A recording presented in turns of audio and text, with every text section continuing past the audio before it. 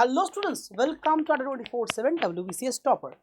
Adda 24/7 WBCS Topper এর official YouTube চ্যানেলে তোমাদের দীপাঞ্জন স্যার আজকে তোমাদের স্বাগত জানাই একটা বিশেষ ক্লাসে।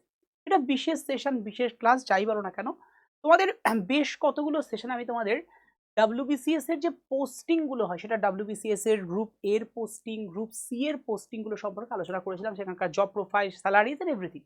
তো আজকে যে বিষয়ে আলোচনায় যাব এরকমই একটা পোস্ট, যেটার নাম অনেকে হয়তো জানো, অনেকে জানো না, সেটা হচ্ছে ওয়েস্ট বেঙ্গল কোঅপারেটিভ সার্ভিস, যেটা WBCS এর গ্রুপ এর আন্ডারে যে 6টা সার্ভিস আছে তার মধ্যেই কিন্তু পড়ে। তো অবশ্যই গ্রুপ এর সার্ভিস এটা, এবং এক্ষেত্রে পোস্টিং হিসেবে যদি দেখো, প্রথমে তোমার পোস্টিং হয় অ্যাসিস্ট্যান্ট রেজিস্টার্ড কোঅপারেটিভ সার্ভিস, এটা একদম ফার্স্ট পোস্টিংয়ে যায়। এরপর টু দ্য প্রমোশন, এখানে কিন্তু প্রমোশনের একটা বড় সড়ো জায়গা রয়েছে। এই প্রমোশনটা কিভাবে হয়?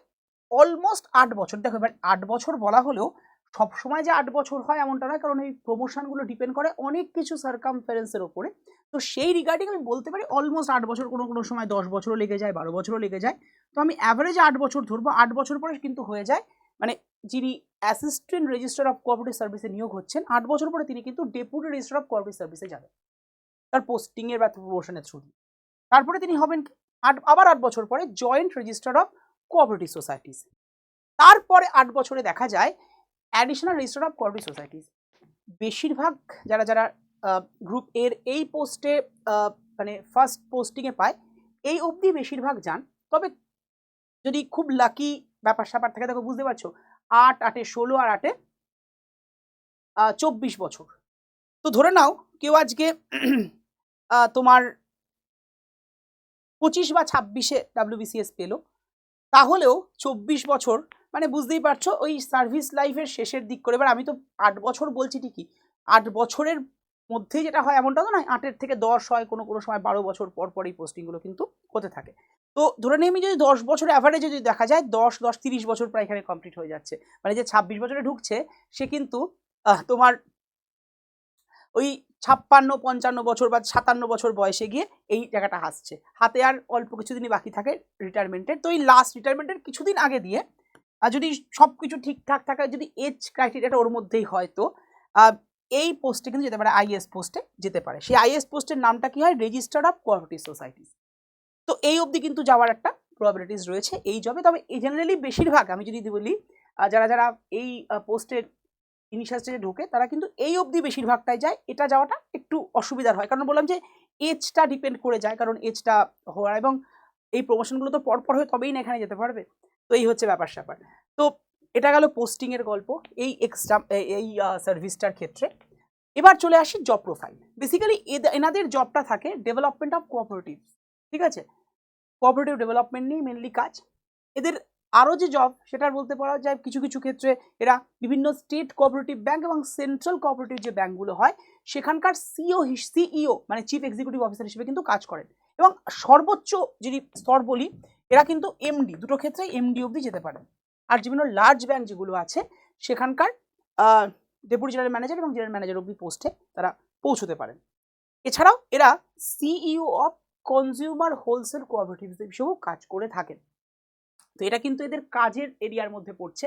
এবার দেখো এই জবটার ক্ষেত্রে একটা সুবিধা কোথায়, মানে WBCS এর গ্রুপ এ মানে একটু ওয়ার্ক প্রেশার থাকবে, কিন্তু এক্ষেত্রে যেটা হয় তোমার ওয়ার্ক প্রেশার যেহেতু ব্যাংকের কাজ, একটু রিল্যাক্সের লাইফটা লিড করতে পারে। সাইড ভিজিট যেগুলো হয়ে থাকে, ধরো একজন বিডিও তুমি হলে, মানে অবশ্যই এক্সিকিউটিভ পোস্টের মানে সেই পাওয়ার তো থাকছে, ঠিক আছে, কিন্তু সেক্ষেত্রে মানে তোমার রাত নেই দিন নেই, একটা প্রচণ্ড মানে হেক্টিক শিডিউল যায়। কিন্তু এক্ষেত্রে শিডিউলটা একটু কম, যেহেতু ব্যাংকের কাজ একটা ওই নির্দিষ্ট টাইমের মধ্যে থাকে। তবে হ্যাঁ, ওই যখন অডিটের টাইম থাকে তখন তো একটু চাপ থেকে যায়। ইদার ব্যাংকিং জব হিসেবেই তুমি এটাকে রাখতে পারো, যথেষ্ট একটা ঠিকঠাক জব। এবং WBCS গ্রুপে মানে বুঝতে পারছো স্যালারি কেমন হতে পারে। যতদিন না ডিএ ঘোষিত হয়েছিল ততদিন অবধি স্যালারি ওই মোটামুটিভাবে 65-এর কাছাকাছি ছিল। এখন ডিএ ঘোষণা হওয়ার পরে WBCS এর গ্রুপের যে কোনো পোস্টের স্যালারি কিন্তু অলমোস্ট 73,000-এর কাছে থাকে ইনিশিয়াল স্টেজে। এবার তার থেকে তোমার ট্যাক্স ডিডাকশন হয়, তো ইনহ্যান্ড স্যালারি ইনিশিয়াল স্টেজে কিন্তু 70,000-এর কাছাকাছি পায় ওই যখন ডিএটা ঘোষণা হয়েছে তারপর থেকে। সেটা WBCS এর সমস্ত গ্রুপ এর যে পোস্টগুলো সেগুলো সবারই কিন্তু সেম, মানে স্যালারির কোনো বাইন্ডিংস ইনিশিয়াল স্টেজে থাকবে না, বাট পরবর্তীকালে প্রমোশনের উপরে ডিপেন্ড করে ইনক্রিমেন্ট হয়ে থাকে, সেটা তো আলাদাই। তো এই হচ্ছে পুরো সার্ভিসটা। যারা যারা এই সার্ভিসটা সম্পর্কে জানতে চেয়েছিলে, আমি বলেছিলাম যে কোন কোন সার্ভিসটা তোমরা জানতে চাও, সেটা বলে দেওয়া থাকলো। এই সার্ভিসটা সম্পর্কে সবাই ওয়াকিবহাল থেকো, এবং ডাব্লিউবিসিএস যারা চিন্তিত কবে হবে কি না হবে, দেখো চিন্তা তো থাকবেই, প্রবলেম থাকবে, কিন্তু ডাব্লিউবিসিএস তো একটা একদিনের এক্সাম নয়, এক বছরের এক্সাম নয়, এটা কন্টিনিউয়াস প্রসেস, এটা প্যাশন। তো ওইটা থেকে দূরে যেও না। স্বপ্ন যদি থাকে ডাব্লিউবিসিএস হওয়ার, ধরে রাখো স্বপ্নটাকে, সফল তুমি হবেই হবে।